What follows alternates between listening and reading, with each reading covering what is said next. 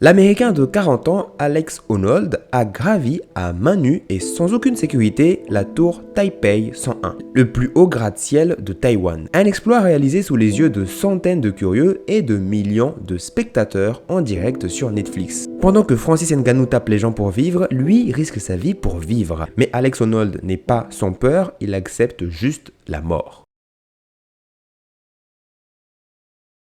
Vous avez sûrement dû voir passer récemment sur les réseaux ou à la télé un monsieur qui a risqué tout simplement toute sa décennie, toute sa progéniture après pour escalader un immeuble, un gratte-ciel très très haut, plus de 500 mètres.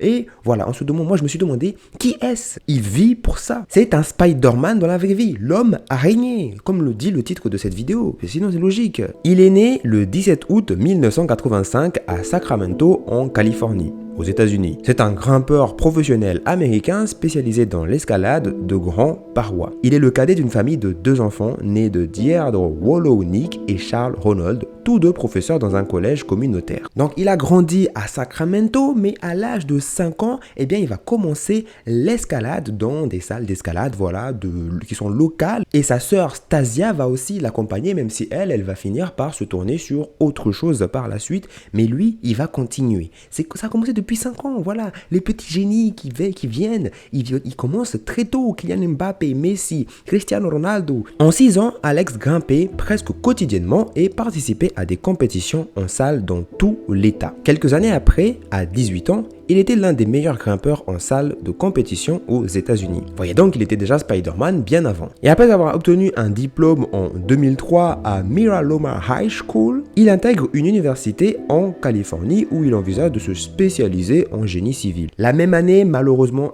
ses parents finissent par se séparer et pour se changer les idées, il va décider de sécher les cours et partir quelquefois faire de l'escalade. On peut dire que Alex, il en avait dans la tête.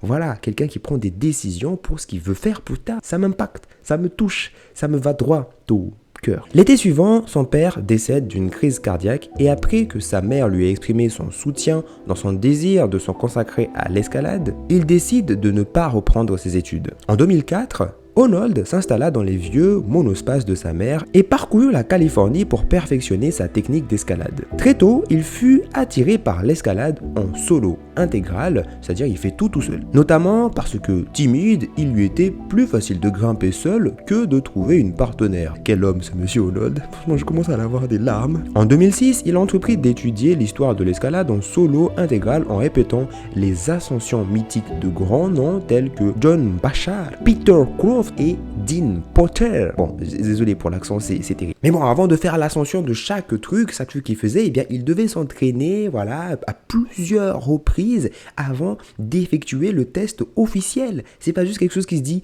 ah bah tiens, un gratte-ciel, incroyable, je vais monter dessus et me casser la gueule. Non, tout est calculé, tout est millimétré, tout est bien fait pour que ça se passe comme prévu. Alex, arrête, tu es trop charismatique là, j'en peux plus. Cependant, il s'est fait connaître du grand public dans le milieu de l'escalade en 2007, lorsqu'en septembre, il a réussi l'ascension en solo d'Astroman et de la face nord de Rostrum à Yosemite en une seule journée, rééditant ainsi l'exploit de Croft de 1987. La même année, il a réalisé l'ascension en libre de 2 voies sur El Capitan. Et maintenant, la notoriété qu'il va acquérir grâce à ces différentes ascensions va lui permettre d'avoir des sponsors et de commencer à vivre de sa passion. Il finit par surpasser ses prédécesseurs et s'est assuré une place dans l'histoire de l'escalade en devenant la première personne à gravir en solo la face nord-ouest régulière du Yosemite, bref. Durant cette période, Honnold a également établi des records en collaboration avec des partenaires d'escalade. En 2014, lui et Tommy Caldwell sont devenus le premier duo à compléter le parcours de Patagonie. En 2016, l'homme araignée et Colin Halley ont réalisé la toute première ascension en une journée et la deuxième traversée complète de la Thor Traverse en Patagonie. Waouh. Eh bien, si vous n'êtes pas des génies, les gars, je ne comprends rien à ce que je dis, mais je sens que vous êtes doués et que vous êtes des professionnels, c'est dingue. Et en 2017, c'était l'année de tous les possibles, parce que oui, monsieur Arnold, il va réussir, il va parvenir à effectuer, c'est quoi, l'ascension en solo du Freerider. Oui, Spider-Man a réalisé l'ascension en solo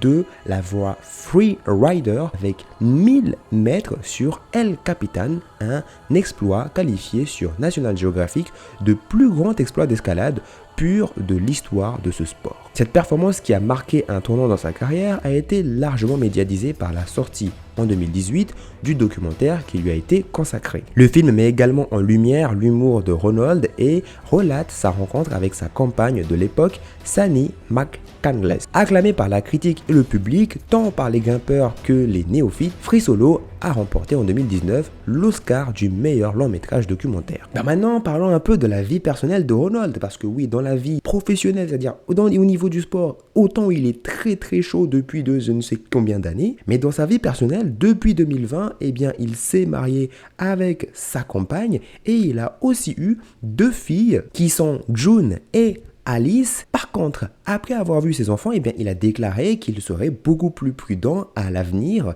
voilà, pour voir grandir ses enfants, ce qui est légitime, ce qui est normal. Il va falloir que tu nous expliques certaines choses. Ça veut dire quoi? Donc, en fait, lui, ça veut dire que pour lui, être plus prudent, c'est aller monter la montagne, là, l'immeuble, le gratte-ciel, le Taipei, là. C'est bizarre quand même. Après avoir conquis l'ascension la plus difficile de sa discipline, Arnold a admis, des années après son exploit sur El Capitan, ne pas savoir exactement quelle direction prendre. Il a néanmoins continué à relever divers défis en escalade, notamment en 2022 où il réalise l'ascension d'Ingmi Kortilak. Oh là là, c'est chiant, moi les trucs comme ça je veux pas en fait. Une falaise de granit de 1150 mètres au Groenland. Cette ascension de plusieurs jours a été documentée dans la série documentaire en 3 parties de National Geographic Arctic Ascent with Alex Arnold en 2024. Bon, maintenant tout ça s'est passé en 2024. Vous voyez bien que j'ai vraiment résumé comme je le fais d'habitude de façon très condensée dans un milieu que je ne connais absolument pas. Donc si j'ai fait des erreurs, tant pis. De toute façon, tous les mauvais commentaires seront supprimés.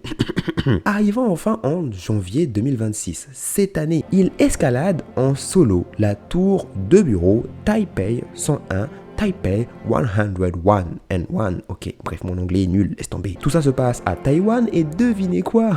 Le gratte-ciel est composé de 101 étages. Ça s'entendait déjà, on le savait peut-être. On sait jamais, je le dis pour les personnes qui ne savent pas. Voilà, ça existe. Un gratte-ciel mesurant plus de 500 mètres de hauteur. L'exploit a été diffusé en direct sur Netflix, cependant la diffusion en direct avait tout de même un retard de 10 secondes sur la réalité en cas d'accident éventuel. Donc là, à tout moment, les personnes qui regardaient le live sur Netflix, c'est coupé et c'était tout black. Malheureusement, un homme est tombé. Et après 1h30 d'effort, il finit par arriver au sommet, démontrant qu'il s'agit bien d'une légende.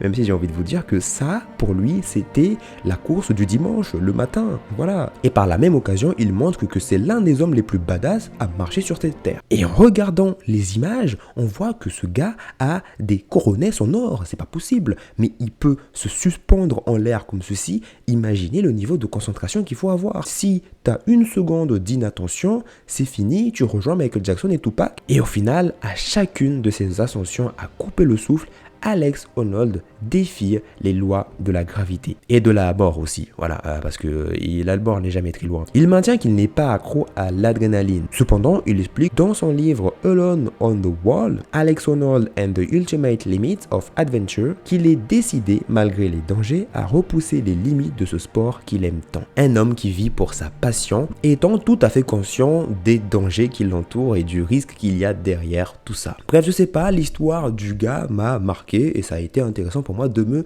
plonger dans sa biographie. Et puis sur ce, on se reverra. Bon, prenez soin de vous dans la prochaine vidéo. Si vous voulez voir d'autres vidéos, elles apparaissent sur les côtés. Vous pouvez cliquer. Sinon, on se dit à très bientôt. C'était Spanix et ciao. Je pars.